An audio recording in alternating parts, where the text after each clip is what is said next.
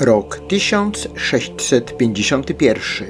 Na wschodnich rubieżach Rzeczypospolitej wśród dzikich pól i stepów Ukrainy trwa rozejm. Formalnie pokój. Na papierze podpisany pieczęcie ugoda, a w terenie zima, lód i granice, które istnieją tylko w dokumentach. I teraz pytanie, czy da się wygrać bitwę jednym uderzeniem, kiedy przeciwnik świętuje zapusty, czyli koniec karnawału? Bo pod Krasnem w lutym 1651 roku właśnie tak wyglądała chwila, w której historia mrugnęła okiem, a potem kazała ciąć szablą. To nie jest Bersteczko, to nie jest gigantyczna bitwa, którą każdy kojarzy. To jest starcie ostre jak mróz, którym decyduje zaskoczenie, noc i błąd jednej ze stron, a druga strona dopisuje sobie zwycięstwo do listy, zanim zapłaci za nią cenę w kolejnych tygodniach kampanii.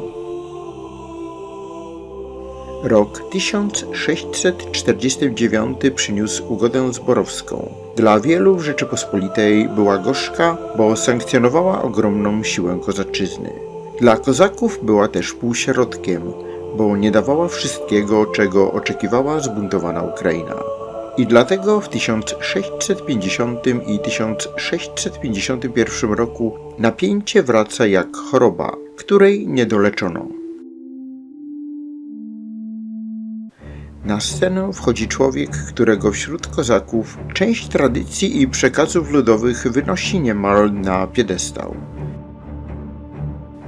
Danyło Nieczaj, pułkownik bracławski, postać głośna, charyzmatyczna, ważna. Według polskich relacji i późniejszych opracowań bywa nazwany jedną z kluczowych figur po Chmielnickim.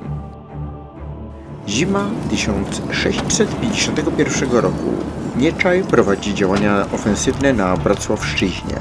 To nie jest przypadek, to jest próba pokazania, że ugoda nie wiąże rąk, że kozacy potrafią uderzyć i zniknąć, zanim Rzeczpospolita zbierze siły. Tylko że po drugiej stronie stoi człowiek, który również ma ambicje i twardą rękę. Marcin Kalinowski, hetman polny koronny. I on podejmie decyzję uderzyć zimą, zanim przeciwnik spodziewa się poważnej akcji. Nieczaj, wojskowy symbol kozackiej pewności siebie, zatrzymuje się w Krasnem nad rzeczką Kraśnianką. I tu wchodzi czynnik ludzki, zapusty, świętowanie, rozluźnienie, zlekceważenie podjazdów i samowol. Kalinowski człowiek, który rozumie jedno: wojna to nie tylko pole bitwy, ale też tempo, informacja i psychologia. Jeśli przeciwnik świętuje, ty nie świętujesz razem z nim, ty idziesz. I jeszcze Stanisław Lat-Konoński, ważny dowódca w tej historii, bo w relacjach przebija się właśnie to działanie w straży przedniej i samym szturmie, który jest kluczowe dla opanowania miasta. Jest noc, zimno, które tnie policzki jak brzytwa.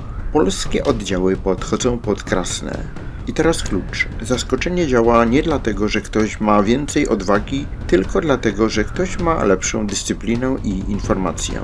W przytoczonych opracowaniach pojawia się obraz kozaków świętujących i zaniedbujących podjazd. Kalinowski to wykorzystuje. Dochodzi do sceny niemal filmowej. Podjazd wpada do miasta, a w zamieszaniu część obrońców zostaje zepchnięta w kierunku zamku, umocnionego punktu. Miasto staje się labiryntem ciasnych uliczek. Krzyk, dym, śnieg, mieszający się z błotem, a w tle panika, bo nikt nie wie, czy to tylko wypad, czy już pełnoskalowy szturm. Walki trwają kilka dni. W źródłach spotykasz różne daty, ale coś pozostaje tu samo. 20 i 23 luty 1651 roku. Ramy starcia. Czasem z akcentem na uderzenie zaczęte dzień wcześniej. I gdzieś w tym piekle, w samym środku ginie Nieczaj.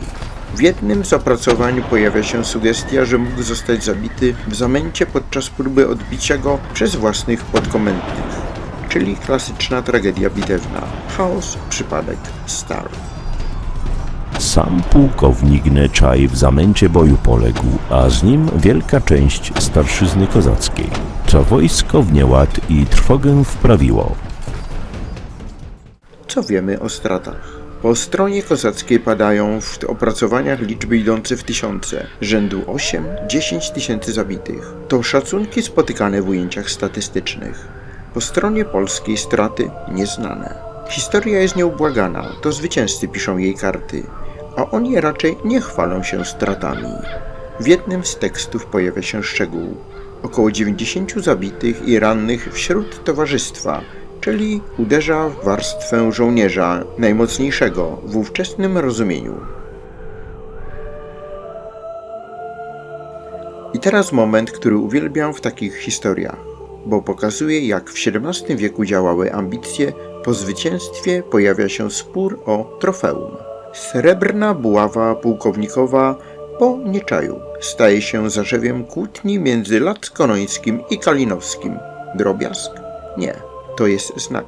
Wygrali bitwę, ale już zaczynają tracić jedność i autorytet w wojsku. Kroniki ze zgrozą zanotują: Po zwycięstwie w Krasnem większy był spór między naszymi hetmanami niż trwoga przed nieprzyjacielem.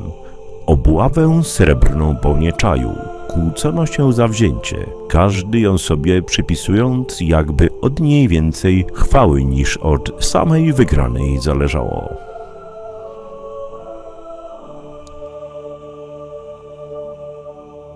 Krasny jest dla Rzeczypospolitej ważnym sukcesem taktycznym. Rozbicie pułku Bratysławskiego i śmierć Nieczaja uderzają w morale i struktury dowodzenia po stronie kozackiej. Ale i to jest puenta, którą warto zostawić słuchaczowi. Ta wojna nie jest pojedynkiem jednego dnia, bo zaraz potem kampania idzie dalej. Działania wokół kolejnych miejscowości, próby oczyszczenia terenu, a później twarda rzeczywistość. Opór, problemy logistyczne, zmęczenie, tarcia dowódców i sytuacja, w której jedno zwycięstwo nie zamyka konfliktu, tylko przesuwa go do następnego, większego aktu.